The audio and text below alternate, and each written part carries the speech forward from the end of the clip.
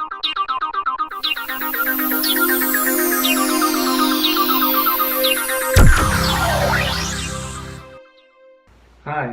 today I'd like to share with you some coaching I did with my colleague Natalie Assen, who's originally from the Netherlands and has lived in the United States for 5 years. Although Natalie's English is excellent, she can sometimes be a bit self-conscious about her accent, and so I suggested that we do some coaching together. With her permission, I'm sharing this video. Excellent, so welcome Natalie. What would you like to talk about today? Well, Dave, as you know, I have an accent, which I am very aware of, and sometimes I'm not using the right words, and when I'm not aware of me, it doesn't bother me so much. So when I'm really into something, I just go with the flow. But it does create a little voice within me that might hold me back now and again. And so, whereas all the Americans always tell me this is, having an accent is an advantage because it sets you apart and it makes you recognizable and everything, it bothers me now and again. Why do you think it bothers you? It bothers me because sometimes I feel people.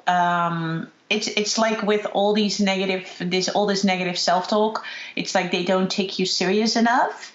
I might not be able to articulate as fancy or as intelligent as I want to. It's an advantage because the way I use the English language is pretty straightforward, which in a way people always tell me how refreshing I am because I'm just super direct and not using all these fancy words. It's like, this is what it is. So it bothers me because, not being taken serious or not feeling as intelligent or not being able to sometimes jump in the way I want to jump in, because I have a very fast brain. But in Dutch, my language follows my brain, whereas in English, sometimes it doesn't follow as fast. I kind of sense there that there's lots of things going on. So it's not just about accent and pronunciation, but also about kind of, having that instant access to exactly the right words, being able to express yourself very fluently. Yes. And it's generally like about functioning in a second or third language. Yeah. What would you want? What would be the ideal outcome?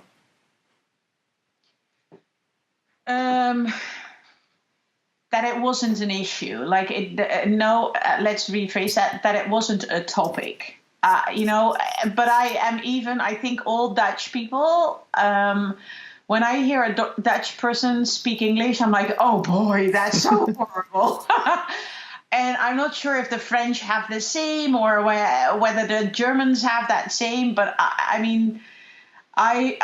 so the best outcome would be for me to just accept. Rather than, say, be able to pass as an American? Well, that would be the awesome outcome, that I could just have, when I'm in the UK, I could have a British accent. And when I'm in the US, I have an American accent. That would be the best outcome.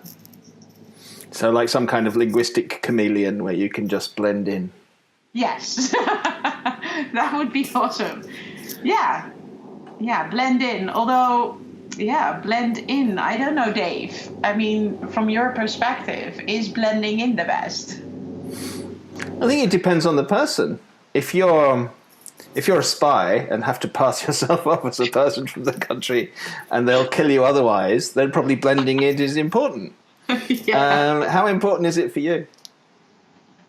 So this is a bigger topic because my whole life I've tried really, really, really hard to blend in. I don't mind being seen as a European or nothing like that. I think with the language, I feel challenged now and again in a bar when the music is really loud and I can't follow. I am a very social person.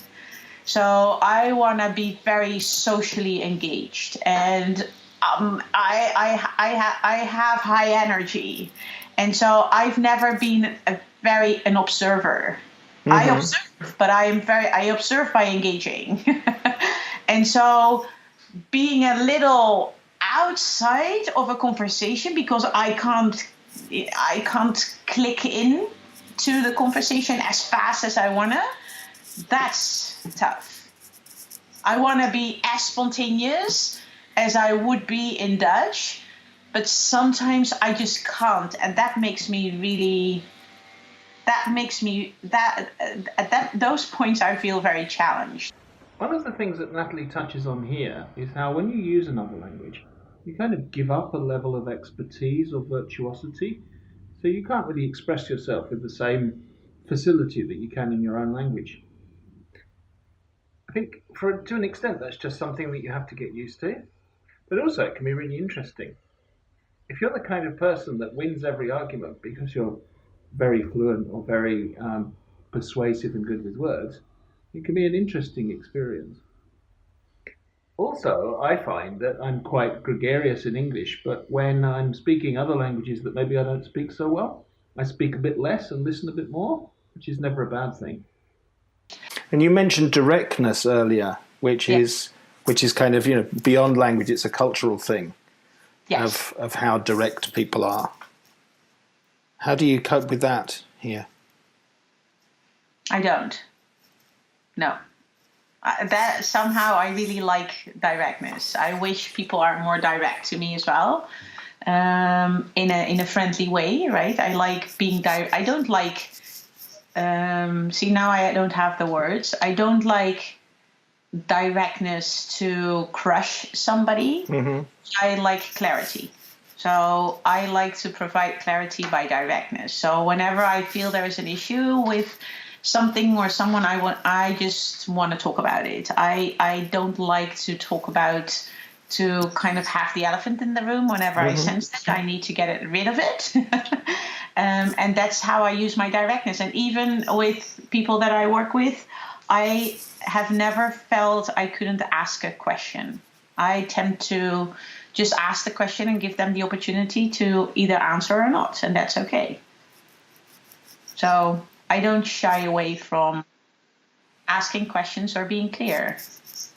There was something you did just then where you said, I don't like directness where it's, I can't think of the word, when it crushes people.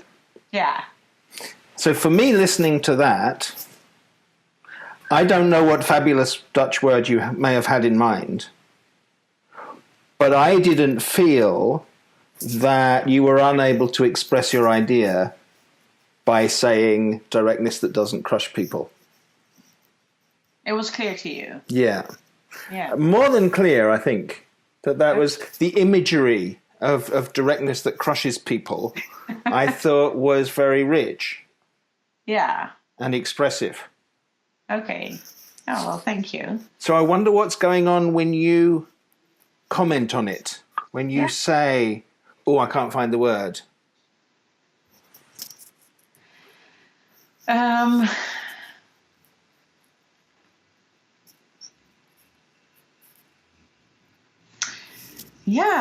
I've never thought about it. Maybe it allows me to give myself some space to think what I really mean. Whereas in Dutch, I wouldn't allow myself for that space. So,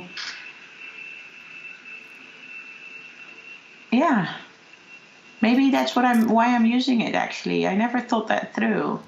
It does create like a little pause. But funny enough, some people just shut up. Whereas I kind of always express myself. Even maybe I'm using it to say, let me think for a sec. And I'm just saying, I can't find the word. Which is actually okay, right?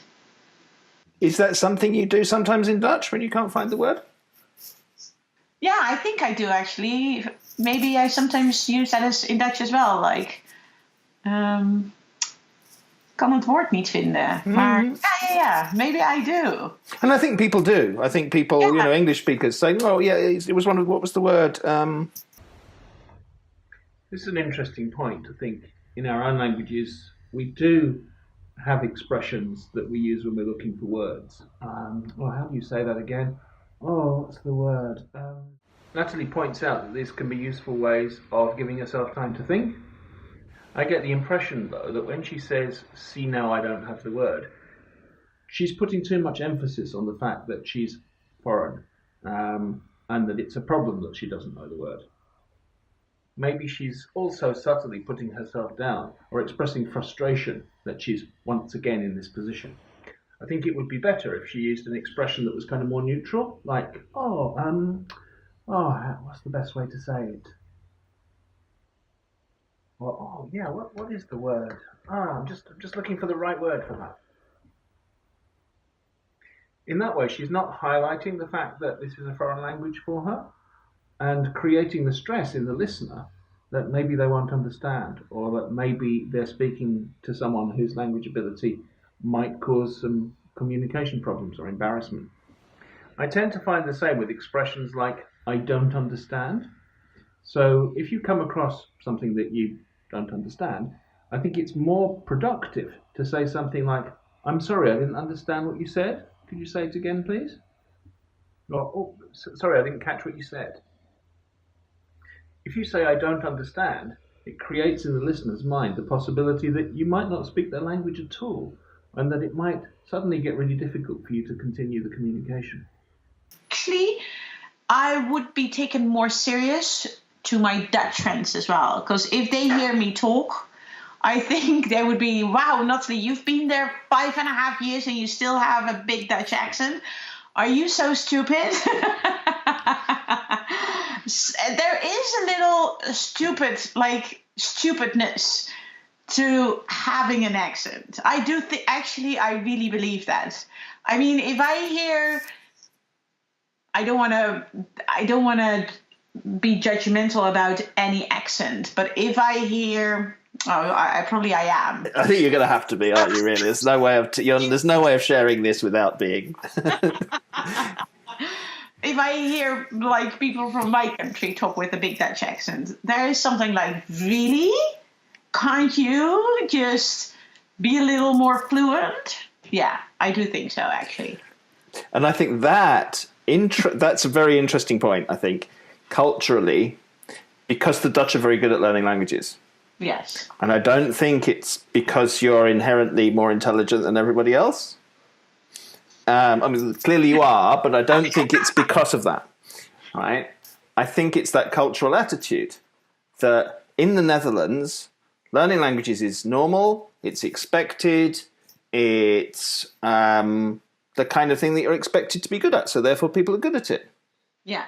Yeah? Whereas if you were French, not wishing to be judgmental, but just kind of stating a fact, really.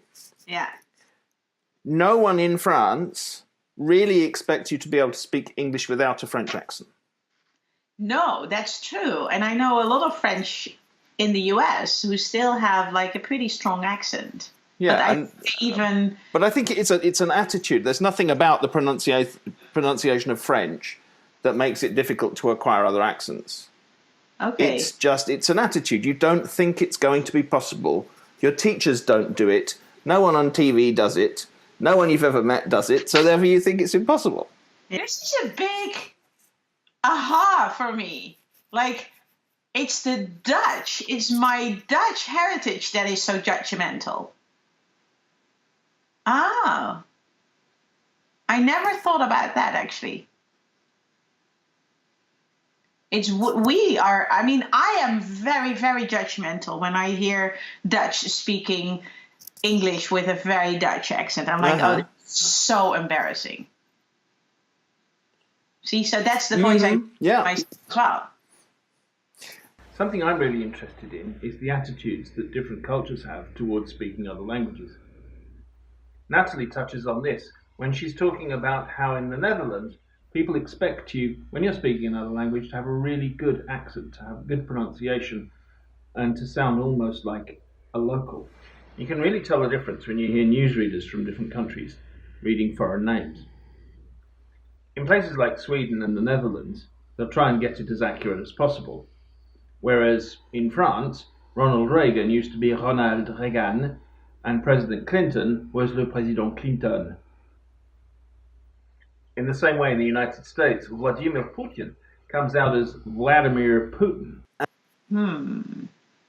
So what is the key insight then for me? Like, what is the key thing for me to move forward? What do you think it is?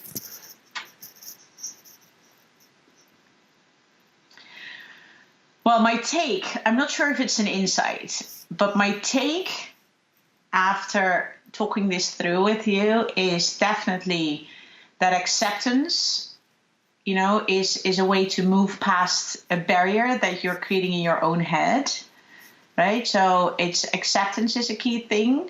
One big realization for me is me being super judgmental about it might be related to me being Dutch and our culture and our country being very judgmental about it. The third thing was that me having an accent, that if I would speak fluent English but with a British accent, I might even run into some of the same issues. And so, and maybe the fourth thing, see, I have communication, I think out loud. That's through Gallup, by the way. It's my number 3. Is the judgment that language is connected to intelligence. The excuse that I use, I might even use in Dutch. That's, I think, the fourth. So that what we were talking about the looking for the word and the looking for if you look for a word that's kind of stupid. So, but if you even in Dutch, I use that excuse like I can't find the word now. So let's just be very simple and direct. Thanks very much indeed for that, Natalie. Well, thank you, Dave. You're really welcome. And this was enjoyable. Good. But it was also insightful. Excellent. Well, thanks very much indeed. Thank you so much for watching. I hope you found this useful and that there are maybe some insights that you can gain into your own language use. If you like the video, please subscribe to my channel. Thank you.